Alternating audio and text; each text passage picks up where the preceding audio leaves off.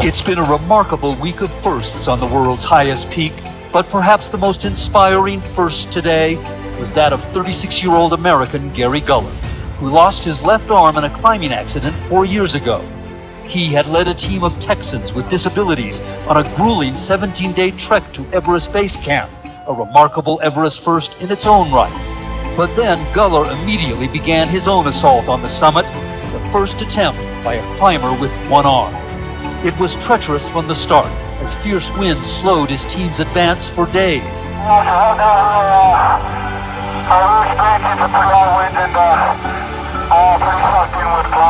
But as fast as it deteriorates, weather can suddenly improve on Everest, and after a 17-hour final push today, Gary Guller stood on top of the world. What I saw in the audience just blew my mind. I'd never seen really this many people with similar physical or cognitive challenges all together in one place. But it wasn't just those people that I saw, it was their husbands, their wives, their kids, their partners, their employers, supporters of equality.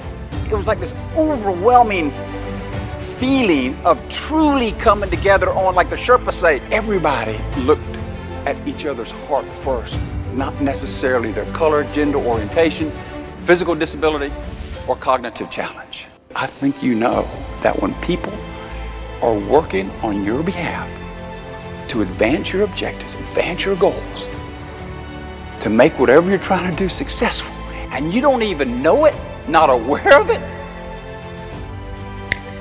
that's when you know you're onto something good.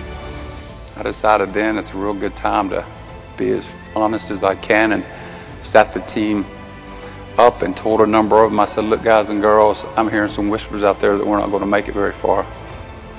And I tell you what, I've never seen eyes light up as much as I did that day and the next few days. A lot of these people had been told no most of their life because of after birth, after an injury, or after perhaps a partner, was it an accident, but had been told no most of their life. And the next morning, we were like one of the first expeditions up on the trail, leaving Lukla, headed to Mount Everest Base Camp.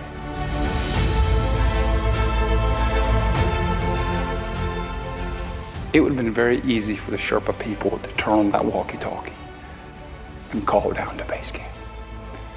But they stopped for a second and they handed me the walkie-talkie.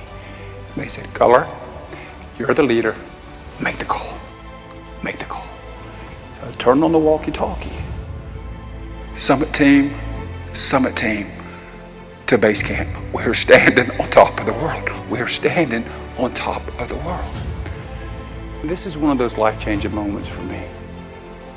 You need a bunch of people around you, a lot more than we think sometimes, to be truly successful. And that's not just in finances, of course. Well, I gotta pay rent, but we gotta be happy when we're paying rent. And it's a hell of a lot sweeter, I can tell you right now, when you're standing on that summit and you have brought a lot of people with you, either in person or in spirit.